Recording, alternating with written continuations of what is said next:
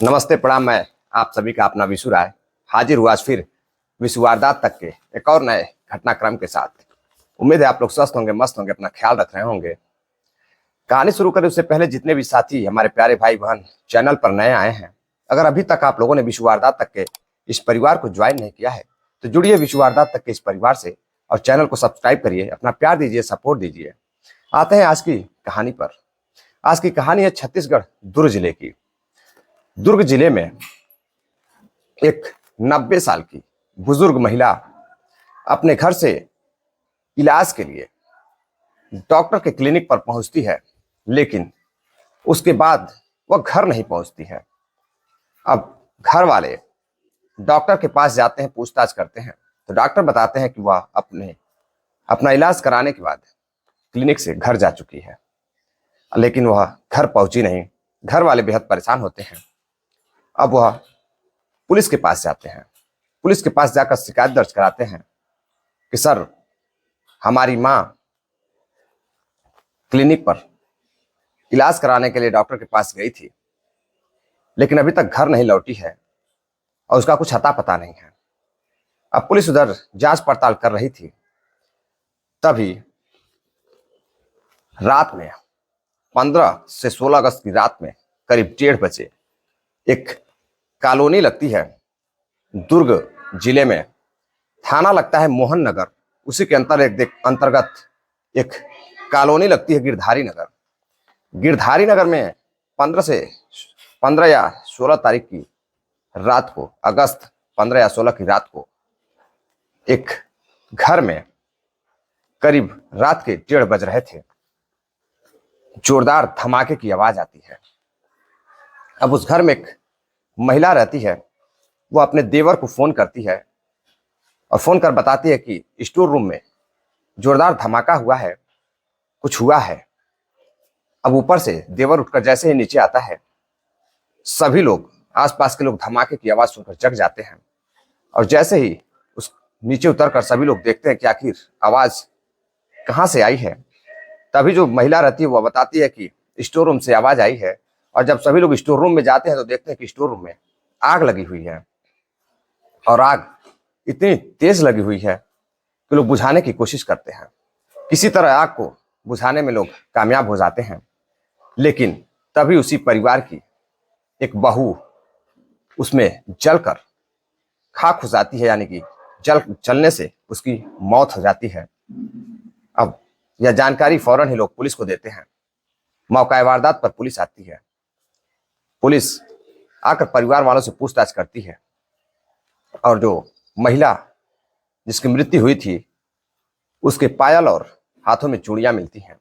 लेने के बाद फॉरेंसिक टीम जांच के लिए भेज देती है, लेकिन जो महिला जिसकी मृत्यु हुई थी, पोस्टमार्टम रिपोर्ट अब आती है। पोस्टमार्टम होता है तो पता चलता है कि यह जो महिला है, इसकी मौत गला दबाने से हुई थी।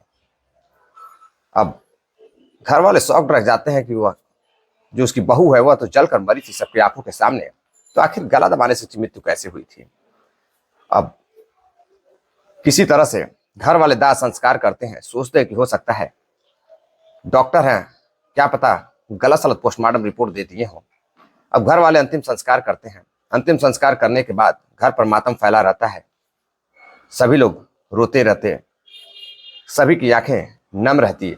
भला किसी के परिवार में किसी की बहू, किसी की बेटी का इंतकाल हुआ है और पूरा हादसा हुआ है, और जो मरने वाली थी महिला, उसके 2 छोटे छोटे बच्चे भी थे, छोटे छोटे बच्चे भी हैं। अब घर वाले परेशान रहते हैं।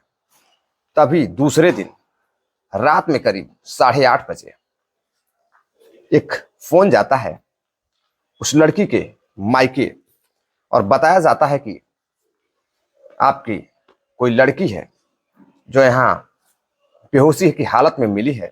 किसी तरह से उसको होश में लाया गया है और उससे नंबर लेकर आपको फोन किया गया है। दरअसल फोन करने वाला कोई और नहीं, डायल 112 रहती है, और वह उस लड़की को लेकर उसके मायके छोड़ती है। अब मायके वाले खुश होते हैं कि आखिर उसकी लड़की जिंदा मिल गई। लेकिन अब दुख इस बात का हो रहा था, लोग सोचते कि आखिर मरने वाली कौन थी, जो जलकर लड़की मरी थी वो कौन थी। उसकी लड़की जब घर पहुंचती है तो लोग सोचते हैं कि हो सकता है कि पुलिस ऐसे ही किसी लड़की को पकड़कर हमारी लड़की बता रही है, हमारी लड़की तो मर चुकी है। अब जैसे ही पुलिस उसकी लड़की को लेकर उसके घर, उसके मायके पहुंचती है तो उसका पिता जब देखता है लड़की को तो हैरान रह जाता है। उसकी लड़की तो जिंदा सामने खड़ी है। अब लड़की बताती है कि उसको किसी ने किडनैप कर लिया था और किडनैप करने के बाद उसके साथ जादू टोने भी किए गए थे। अब फौरन ही पिता उसके ससुराल फोन करता है। पति रोता रहता है, गम में डूबा रहता है पत्नी के। घर वाले परेशान रहते, दो छोटे बच्चे, रो रो कर बुरा हाल था। तभी फोन जाता है कि लड़की, मरने वाली जो लड़की है उसका नाम सुप्रिया रहता है, सुप्रिया जिंदा है। अब पति और घर वाले, ससुराल वाले परेशान हो जाते हैं कि आखिर लड़की जिंदा कैसे है, वह तो मर चुकी है। लेकिन तभी उसके मायके वाले उसकी लड़की को लेकर और ससुराल पहुंचते हैं। ससुराल पहुंचते हैं तो देखती हैं सभी लोग कि सुप्रिया तो जिंदा है। अब घर वाले सदमे में आ जाते हैं कि आखिर उस दिन मरने वाली लड़की कौन है। फौरन ही पुलिस को फोन किया जाता है। पुलिस आती है, पूछताछ करती है और सुप्रिया से पूछताछ करती है कि सुप्रिया जिस दिन घर में आग लगी थी, मरने वाली सुप्रिया थी, तो आखिर जिंदा लड़की सामने कैसे खड़ी है, जो मर चुकी लड़की है वह जिंदा कैसे है। अब पुलिस सुप्रिया को थाने ले जाती है, वहां पूछताछ करती है। तो जो सुप्रिया बात बताती है उसको सुनकर पुलिस वाले और ससुराल वाले रोंगटे खड़े हो जाते हैं, जमीन फट जाती है। दरअसल सुप्रिया अपने पति के साथ एग्जाम देने के लिए बी फार्मा कर रही थी। बी फार्मा का एग्जाम देने के लिए वह दुर्ग जाती है। दुर्ग के गिरधारी नगर में जाती है और वहां उसका एग्जाम चल रहा था बी फार्मा का। करीब 21 अगस्त को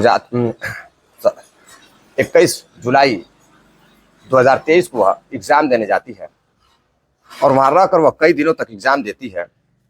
8 अगस्त 2023 तक वहां रहती है।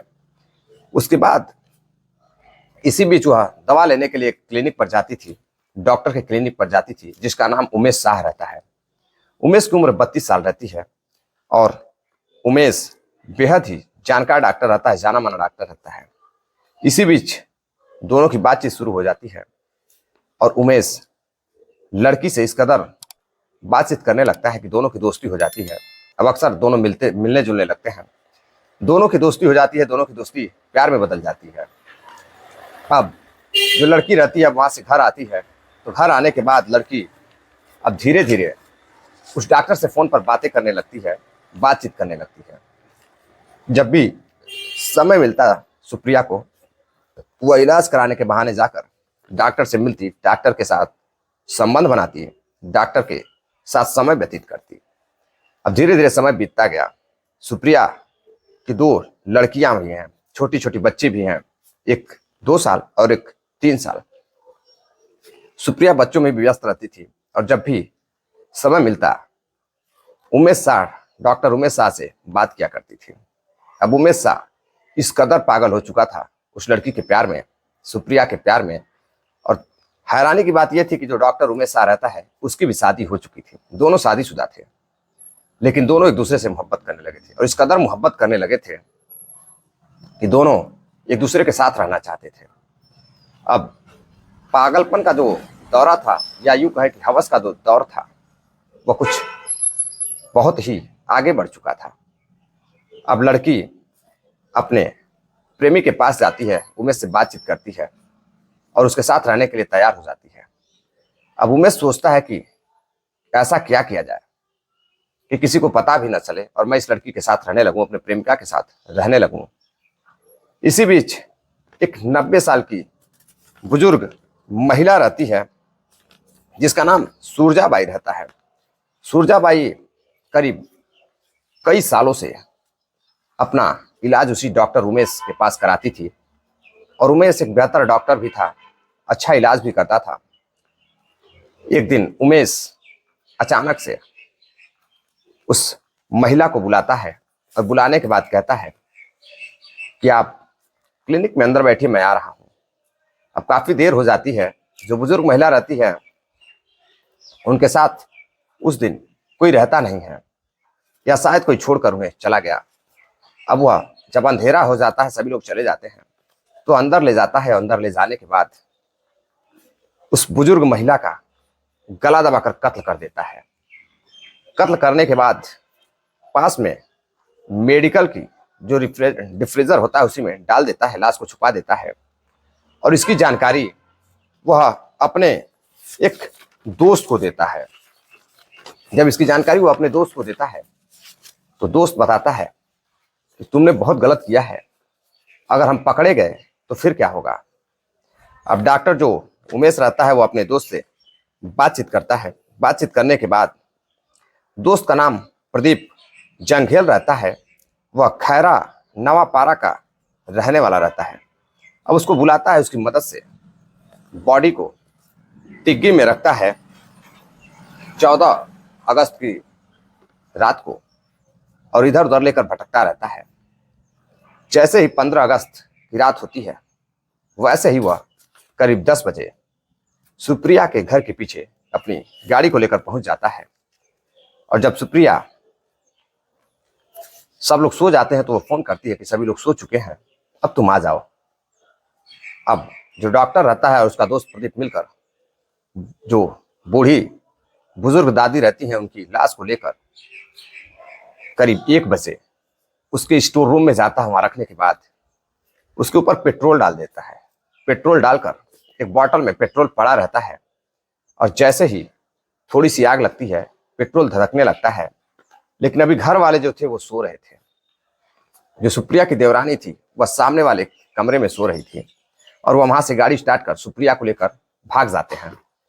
अब जैसे ही सुप्रिया की देवरानी देखती है कि घर में एक आवाज होती है, उसके बाद वह देखती है कि आखिर आवाज कहां से आई है। जब उठकर देखती है तो सामने स्टोर रूम में आग लगी हुई है, कुछ जलता हुआ दिख रहा है, और आवाज वहीं से आई है।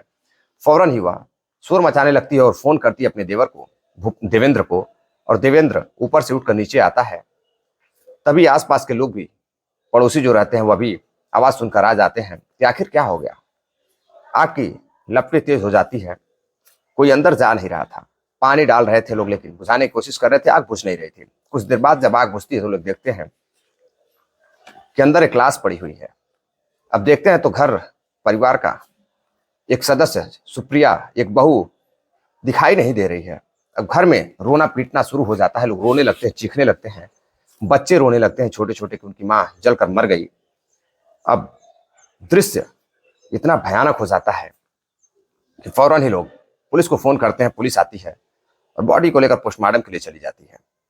घर में मातम फैला रहता है, सभी लोग रो रहे थे, सभी लोग हैरान थे सुप्रिया की मौत से।